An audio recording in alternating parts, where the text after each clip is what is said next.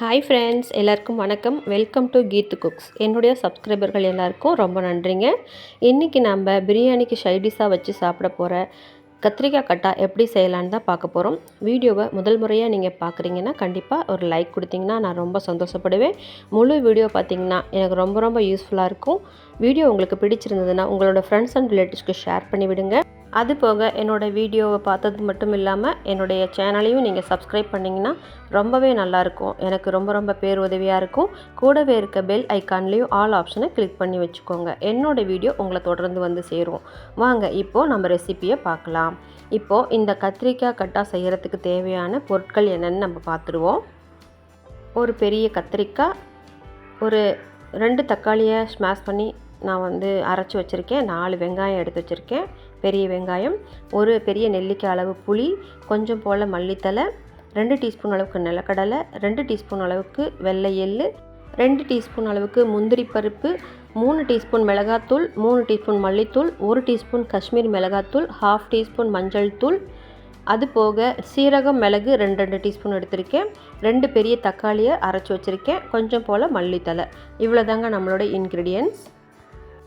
இப்போ நம்ம பெரிய பெரிய துண்டுகளாக நம்ம கத்திரிக்காயை கட் பண்ணி வச்சுக்கலாம். இது கட் பண்ணும்போது தான் உள்ளே கொஞ்சமாக சொத்து இருந்தது தெரிஞ்சது. அந்த பகுதியை மட்டும் வெட்டி எடுத்துகிட்டு மீதியெல்லாம் நம்ம பெரிய பெரிய துண்டுகளாக நம்ம கட் பண்ணி எடுத்துக்கலாம். பெரிய பெரிய துண்டாக ஏன் போடுறோம் அப்படின்னு சொன்னால், நம்ம செஞ்சு முடிக்கும்போது பார்த்திங்கன்னா கத்திரிக்காய் கட்டா அந்த முழுமையாக கத்திரிக்காய்ன்னு தெரியணும். அதுக்காகவும், அது மட்டும் இல்லாமல் இந்த பெரிய கத்திரிக்காயோட பீசஸ் சாப்பிட்றதுக்கும் ரொம்ப நல்லாயிருக்கும். அதுக்காக தான் பெரிய பெரிய துண்டை நம்ம போடுறோம். இல்லைனா மசிச்ச மாதிரியே செஞ்சிடலாம், அது வேறு மாதிரி டேஸ்ட் கொடுக்கும். நான் கத்திரிக்காய் தெரிகிற மாதிரி நான் பெரிய பெரிய துண்டாக நான் யூஸ் பண்ணிக்கிறேன். முதல்ல கத்திரிக்காய் எல்லாத்தையும் கட் பண்ணிவிட்டு அரிசி கழுவின தண்ணியில் போட்டுக்கலாம். அப்படி இல்லைன்னா பச்சை தண்ணியிலையும் போட்டுக்கலாம். அதை நிறம் மாறாமல் அப்படியே நமக்கு இருக்கும். சமைக்கும் போது பார்த்திங்கன்னா வெள்ளை நிறத்துலேயே அப்படியே இருக்கும்.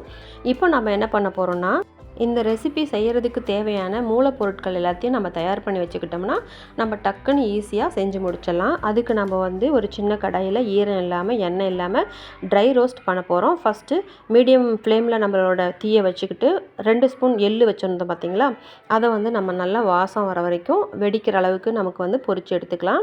நல்லா வறுத்து எடுத்துகிட்டு அதை ஆற வைக்கிறதுக்கு ஒரு பாத்திரத்தில் கொட்டிக்கலாம். மறுபடியும் அதே கடாயில் 2 ஸ்பூன் நிலக்கடலை எடுத்துருந்தோம் இல்லையா, அதையும் போட்டு நல்லா வறுத்து எடுத்துக்கலாம். முந்தைய நான் ஆல்ரெடி வறுத்து வச்சுருந்தேன், அதனால் அதை அப்படியே சூடு மட்டும் பண்ணிக்கிறதுக்காக இதோட இறுதியில் நான் சேர்த்துக்க போகிறேன். ஆல்ரெடி வறுத்ததுனால நான் இதில் சூடு பண்ணுறதுக்கு மட்டும் நான் இப்போ ஆட் பண்ணிக்கிறேன். ஒருவேளை பச்சையாக இருந்ததுன்னா நம்ம இதே போலவே நம்ம ட்ரை ரோஸ்ட் பண்ணிக்கலாம். இப்போ எல்லா பொருளையும் ஒரே இடத்துல ஆற வச்சு எடுத்துக்கலாம். இப்போது அதே கடாயில் ஆயில் ரோஸ்ட் பண்ணக்கூடிய பொருட்களையும் சேர்த்துக்கலாம். முன்னமே நம்ம 2 ஸ்பூன் மிளகு எடுத்து வச்சுருந்தோம் இல்லைங்களா, அதில் 1 ஸ்பூன் இப்போ சேர்த்துக்க போகிறோம். அதே போல் 1 ஸ்பூன் அளவுக்கு சீரகமும் சேர்த்துக்க போகிறோம். மீதி 1 ஸ்பூன் அப்படியே தனியாக எடுத்து வச்சுட்டோம். இப்போது மிளகும் சீரகம் ஒவ்வொரு ஸ்பூன் சேர்த்து நம்ம ட்ரை ரோஸ்ட் பண்ணிட்டோம். அது கூடவே இப்போ ஆயில் சேர்த்துக்கலாம். குக்கிங் ஆயில் 2 ஸ்பூன் அளவுக்கு விட்டுக்கலாம். ஆல்ரெடி நம்ம இந்த சமையலுக்காக 4 பெரிய வெங்காயம் நம்ம வச்சுருந்தோம். அதை நீல வாக்கில் கட் பண்ணி வச்சுருந்தோம். அதில் 2 வெங்காயம் சம அளவுக்கு எடுத்து இந்த எண்ணெயில் வதக்கிக்கலாம். மீதி 2 வெங்காயத்தை கட் பண்ணதை நம்ம தாளிக்கும் போது யூஸ் பண்ணிக்க போகிறோம். இப்போ இந்த 2 வெங்காயத்தையும் இது கூட சேர்த்து நல்லா வதக்கி விட்டுக்கலாம். வெங்காயத்தோட நிறம் மாறுற வரைக்கும் நம்ம வதக்கி விட்டால் போதும். அட்லீஸ்ட் கண்ணாடி பதம் வந்தால் கூட ஓகே தான். இப்போது இந்த வெங்காயத்து கூட கொஞ்சம் போல் நம்ம மல்லித்தலை வச்சுருந்தோம் இல்லைங்களா, அதையும் சேர்த்துக்க போகிறோம். சேர்த்து அரைச்சா ரொம்ப டேஸ்ட்டு சூப்பராக வரும். மல்லித்தலையும் சேர்த்துக்கலாம். இப்போ நம்ம இதையும் சேர்த்து நல்லா வதக்கி விட்டுட்டு இதுவும் நம்ம ஆற வச்சு அரைக்க போகிறோம். எண்ணெயில் சேர்த்து வதக்கி இதை அரைக்கும்போது இது ஒரு நல்ல டேஸ்ட் நமக்கு கொடுக்கும். இது வதங்கி வந்தாச்சு. இப்போ நம்ம இதையும் சேர்த்து ஆற வச்சுக்கலாம். முக்கியமாக இந்த இன்க்ரீடியன்ட்ஸ் எல்லாத்தையுமே நம்ம இப்போ ரெடி பண்ணிட்டோம். கத்திரிக்காய் கட் பண்ணி வச்சாச்சு, தக்காளி ஆல்ரெடி அரைச்சி வச்சுட்டோம், புளியை கரைச்சி ஒரு பாத்திரத்தில் வச்சுக்கிட்டோம், வெங்காயம் கட் பண்ணியாச்சு. அரைக்க வேண்டிய பொருட்களில் எண்ணெய் விட்டு அரைச்சதை நம்ம என்ன பண்ண போகிறோம்னா, கொஞ்சமாக நல்லா டைட் பேஸ்ட்டாக ஃபைனாக அரைச்சி கொண்டு வந்துடுவோம். கொஞ்சம் போல் தேவைப்பட்ட தண்ணி ஊற்றிக்கலாம்.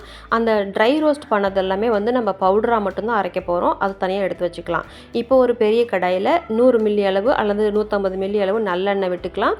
உங்களுக்கு இஷ்டம் இருந்தால் குக்கிங் ஆயிலும் விட்டுக்கலாம், ஆப்ஷனல் தான். அதுக்கப்புறம் நம்ம மீதி வச்சுருந்தோம் இல்லைங்களா, ஒவ்வொரு ஸ்பூன் மிளகு சீரகம் அது 2யும் போட்டுட்டு அது பொரிஞ்சு வரும்போதே நம்ம கட் பண்ணி வச்சுருந்த பெரிய பெரிய துண்டுகளாக வச்சுருந்த இந்த கத்திரிக்காய்களை போட்டுக்கலாம். எண்ணெயில் நல்லா வதங்கி வரட்டும். அடுப்பு தீயை எப்பயும் போல் நம்ம வந்து மீடியமாகவோ அல்லது லோவாகவோ வச்சுக்கலாம். அப்போ தான் நமக்கு தீயாமல் ஃபைனாக அருமையான ருசியில் நமக்கு குழம்பு கிடைக்குங்க. எல்லா கத்திரிக்காயும் தண்ணி இல்லாமல் நம்ம சேர்த்துக்கலாம். ஈரத்துலேருந்து போட்டோம்னாவே இப்படி தான் வந்து எண்ணெயில் கொப்பளிக்கும். மேற்கொண்டு தண்ணி எதுவும் சேர்த்தாமல் எண்ணெயிலே நம்ம வதக்கி விட்டுக்கலாம். கத்திரிக்காயில் பார்த்திங்கன்னா ஏகப்பட்ட நல்ல விஷயங்கள் நிறைய இருக்குது. இதில் இருக்கிற நீர் சத்து வந்து நம்மளோட ஸ்கின்க்கு வந்து ரொம்ப ரொம்ப சாஃப்ட்னஸும் ஒரு ஷைனிங்கும் கொடுக்கும். ஸ்கின் ப்ராப்ளத்துக்கெலாம் வந்து கத்திரிக்காய் அதிகமாக நம்ம எடுத்துக்கிட்டோம்னா ரொம்ப ரொம்ப நல்லது. கத்திரிக்காயில் இது போக வந்து விட்டமின் சி நிறையா இருக்குது, அயன் நிறையா இருக்குது. நரம்புகளை ரொம்ப ஸ்ட்ரென்தன் பண்ணுறது, இந்த சளி இருமல்லாம் குறைக்கிறதுக்கெலாம் ரொம்ப ரொம்ப ஹெல்ப்ஃபுல்லாக இருக்குங்க. வீடியோவை ஸ்கிப் பண்ணாமல் ஃபுல்லாக பாருங்கள் ஃப்ரெண்ட்ஸ். நிறைய பெனிஃபிட்ஸ் இருக்குது கத்திரிக்காயில். அதெல்லாம் நம்ம ஒன்று ஒன்றா பார்க்கலாம். இப்போ நல்லா வதங்கி வந்துட்டுருக்க கத்திரிக்காயோட நம்ம மீதி 2 வெங்காயம் கட் பண்ணி வச்சுருந்தோம் இல்லைங்களா, அதையும் சேர்த்துக்கலாம். நல்லா அதையும் சேர்த்து ஆயிலே வதக்கி விட்டுக்கலாம். ஓரளவுக்கு வெங்காயமும் ஆயிலில் நல்லா வதங்கி வந்த பிறகு இது கூட நம்ம வந்து இஞ்சி பூண்டு பேஸ்ட் ஆட் பண்ண போகிறோம். முன்ன இன்க்ரீடியன்ட்ஸ் காமிக்கும்போது நான் உங்களுக்கு இஞ்சி பூண்டு பேஸ்ட்டு காமிக்கலை, சாரி, சில பொருட்கள் விட்டு போச்சு. இந்த இஞ்சி பூண்டு பேஸ்ட்டு 2 ஸ்பூன் அளவுக்கு நம்ம ஆட் பண்ணிவிட்டு அதையும் சேர்த்து நல்லா வதக்கி விட்டுக்கலாம். இப்போயும் நம்மளோட ஸ்டவ்வோட அனல் வந்து கம்மியாக தான் இருக்குது. இப்போ நாம் அரைச்சி வச்சுருந்த தக்காளி பேஸ்ட்டு ஆட் பண்ணிக்கலாம். 2 தக்காளி மீடியம் சைஸ் எடுத்து மிக்சியில் அரைச்சி வச்சுருந்தேன், அதை நம்ம ஆட் பண்ணிக்கிறோம். தக்காளியோட பச்சை வாசனை போகிற வரைக்கும் நல்லா பெரட்டி விட்டு வதக்கி விட்டுக்கலாங்க. இப்போ நம்ம இது வரைக்கும் தண்ணியோ வேறு எதுவுமே நம்ம ஆட் பண்ணிக்கல. நல்லா வதங்கி வரட்டும், எண்ணெய் பிரிஞ்சு வரட்டும்.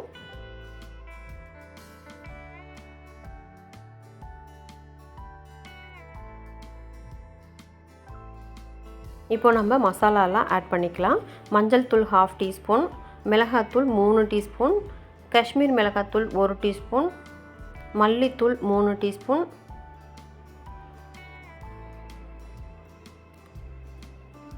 ஆட் பண்ணியாச்சு. நம்ம நல்லா மிக்ஸ் பண்ணி விட்டுக்கலாங்க. மசாலாவும் சேர்ந்து நல்லா கத்திரிக்காய், தக்காளி, வெங்காயம் எல்லாம் மசிஞ்சு வந்து நல்லா வதங்கி வந்துட்டுருக்கு. கத்திரிக்காய் வந்து உடையாமல் இருக்க மாதிரி நம்ம பரட்டி விட்டுக்கணும். இப்போது ஓரளவுக்கு பச்சை வாசனை போனதுக்கப்புறமா நம்ம கரைச்சி வச்சுருந்தோம் இல்லையா, ஒரு நெல்லிக்காய், பெரிய நெல்லிக்காய் சைஸ் அளவு புளி எடுத்து கரைச்சி வச்சுருந்தோம் இல்லையா, அந்த கரைசலை நம்ம ஆட் பண்ணிக்கலாம். அந்த கரைசல் மட்டுமே சேர்த்து நல்லா கலக்கி விட்டுட்டு மூடி போட்டு ஒரு 5 மினிட்ஸ் அளவு நம்ம வேக விட்டுக்கலாம் லோ ஃப்ளேம்லேயே. அப்பப்போ இடையில நம்ம கிளறி விட்டுக்கணும், இல்லைனா அடி பிடிச்சிக்கும். ஆக மொத்தத்தில் நம்ம கெட்டியாக தான் வச்சிட்ருக்கோம். புளி கரைசலை தவிர வேறு எந்த தண்ணியும் நம்ம ஆட் பண்ணல. அதனால் அப்பப்போ நம்ம கிளறி விட்டுக்கணும். கிளறும்போது வந்து கத்திரிக்காயோட ஷேப் உடையாமல் பார்த்துக்கணும். இப்போது இந்த டிஷ்ஷுக்கு தேவையான உப்பு சேர்த்துக்கலாம். இப்போதைக்கு நான் 1.5 டீஸ்பூன் அளவுக்கு உப்பு சேர்த்துருக்கேன். கூடுமான வரைக்கும் இது பத்தாமல் தான் இருக்கும். புளிப்பு நம்ம சேர்த்துருக்கிறதுனால நல்லா வெந்து வந்ததுக்கப்புறமா கடைசியாக ஒரு தடவை உப்பு டேஸ்ட்டு மட்டும் நம்ம பார்த்து ஆட் பண்ணிக்கலாம். உப்பு சேர்த்த பிறகு நம்ம ஆயிலில் வதக்கி வச்சுருந்த வெங்காயம், மிளகு, சீரகம் அந்த பேஸ்ட்டை ஆட் பண்ணிக்கலாம். கொஞ்சம் போல் தண்ணி விட்டு அந்த கப்பிலேருந்து அதையும் சேர்த்துக்கலாம். எல்லாம் இப்போ அந்த கலவையோடு சேர்த்து மிக்ஸ் ஆகி நல்லா கொதி வரட்டும். இதையும் மறுபடியும் நம்ம மூடி போட்டு மூடி வச்சு ஒரு 2 நிமிஷம் போல் கொதிக்க விட்டு எடை நம்ம கிளறி விட்டுக்கலாம். கெட்டியாக கிரேவி மாதிரி ஒரு பதத்துக்கு நல்லா வெந்து வந்துட்டுருக்கு. ஆல்மோஸ்ட் கத்திரிக்காய் நல்லா வெந்து வந்தாச்சு. நம்ம இறக்கக்கூடிய ஒரு ஸ்டேஜ் வந்தாச்சு. இந்த சமயத்தில் கொஞ்சம் போல் முன்னே நம்ம ட்ரையாக அரைச்சி வச்சுருந்த முந்திரி, நிலக்கடலை, எள்ளு அதனோட பொடியை நம்ம தூவி விட்டு கலக்கி விட்டுக்கலாம். இதுதான் ஃபைனல் ஸ்டேஜ். இது சேர்த்ததுக்கப்புறமா நம்ம வந்து ஒரு 5 நிமிஷம் போல் குழம்பு வந்து நம்ம கொதிக்க வச்சு இறக்கி விட்டுற போகிறோம். இப்போது இது கூட இப்போ உப்பு டேஸ்ட் நம்ம பார்த்துக்கலாம். உப்பு கொஞ்சம் கம்மியாக இருந்தால் உப்பு சேர்த்துக்கலாம். ரொம்பவே திக்கான கிரேவியாக இருந்தால் கொஞ்சம் போல் தண்ணியும் கூட ஆட் பண்ணிக்கலாம். அப்போ தான் தீயாமல் இருக்கும். அதுக்காகத்தான். இப்போது இதோட டேஸ்ட் நம்ம அல்டிமேட்டாக மாற்றுறதுக்கு மறுபடியும் ஒரு 2 நிமிஷம் போல் சிம்மில் வச்சு நம்ம கொதிக்க விட்டுட்டு அது கூட நம்ம வந்து ஒரு பிஞ்ச் அளவு மட்டும் கொஞ்சமாக உப்பு மறுபடியும் சேர்த்துட்டு ஒரே ஒரு சின்ன துண்டு 1 இன்ச் அளவு வெல்லம் அதை ஆட் பண்ண போகிறோம். அதுதான் வந்து நமக்கு ஹைலைட்டாக ரொம்ப சூப்பரான ஒரு டேஸ்ட் கொடுக்கும். இப்போ உப்பு சேர்த்தாச்சு. இது கூடவே வந்து இப்போது நம்ம அந்த வெல்லத்தையும் சேர்த்துக்கலாம். 2யும் சேர்த்து நல்லா கிளறி விட்டுட்டு ஒரு 2 நிமிஷம் போல் அதோட பச்சை வாசனை போக வரைக்கும் வச்சுருக்கலாம். அதுக்கப்புறம் நம்ம மல்லித்தலை தூவி பரிமாறிக்கலாம். ரொம்ப ரொம்ப சூப்பரான கத்திரிக்காய் கட்டா நமக்கு அருமையான முறையில் ரொம்ப டேஸ்டியாக ரெடி ஆகிடுச்சிங்க. நீங்கள் வீட்டில் இதை செஞ்சு சாப்பிட்டு பாருங்கள். வெறும் சாதத்துக்கு கூட வச்சு சாப்பிட்லாம். அவ்வளோ ஒரு அருமையான டேஸ்ட்டில் கிடைக்கும். இது பிரியாணிக்கு சைட் டிஷ்ஷாக வச்சு கொடுப்பாங்க. ஆனால் வெறும் சாதத்துக்கே வந்து உங்களுக்கு அல்டிமேட்டான ஒரு டேஸ்ட் கொடுக்குங்க. கத்திரிக்காயில் ஏகப்பட்ட பெனிஃபிட்ஸ் இருக்குது. நம்மளோட கிட்னியில், பிளாடரில், உருவாகிற சிறுநீரக கற்களில் ஆரம்ப நிலையில் இருந்ததுன்னா அது வந்து கரைக்கக்கூடிய ஒரு ஸ்ட்ரென்த்தன் வந்து இந்த கத்திரிக்காய்க்கு இருக்குது. வாத நோய், ஆஸ்துமா, ஈரல் நோய்கள், அப்புறம் கீழ்வாதம், சளி, பித்தம், தொண்டை கரகரப்பு, தொண்டைக்கட்டு, மலச்சிக்கல், வெயிட் லாஸ்க்கு கூட இந்த கத்திரிக்காய் ரொம்ப ரொம்ப யூஸ்ஃபுல்லாக இருக்கும். அது போக கேன்சர் வராமல் பாதுகாக்கக்கூடிய ஒரு பண்பு இருக்குது. அந்த பண்பு பார்த்திங்கன்னா தக்காளிக்கும் இணையாக இருக்குது. கத்திரிக்காயில் எவ்வளோ இருக்கோ அந்த அளவுக்கு தக்காளிலையும் இருக்குது. இந்த கத்திரிக்காயில் பார்த்திங்கன்னா ஹார்ட் டிசீஸ் வரதையே தடுக்கக்கூடிய அளவுக்கு இதில் கெப்பாசிட்டி அதிகமாக இருக்குது. கத்திரிக்காய் சாப்பிட்றவங்களுக்கு பார்த்திங்கன்னா மெமரி பவர் ரொம்பவே அதிகமாக இருக்கும். Vitamin A, C and B வந்து நிறையா இருக்குங்க. இந்த வீடியோ உங்களுக்கு பிடிச்சிருக்கும், பயனுள்ளதாக இருக்கும்னு நான் நம்புகிறேன். என்னோடய வீடியோ உங்களுக்கு பிடிச்சிருந்தா கண்டிப்பாக லைக் பண்ணிட்டு சப்ஸ்கிரைப் பண்ணிக்கோங்க. கூடவே இருக்க பெல் ஐக்கானில் ஆல் ஆப்ஷனை கிளிக் பண்ணி வச்சுக்கோங்க ஃப்ரெண்ட்ஸ். நான் உங்களை அடுத்த வீடியோவில் மீட் பண்ணுறேன். Thank you, bye and take care friends.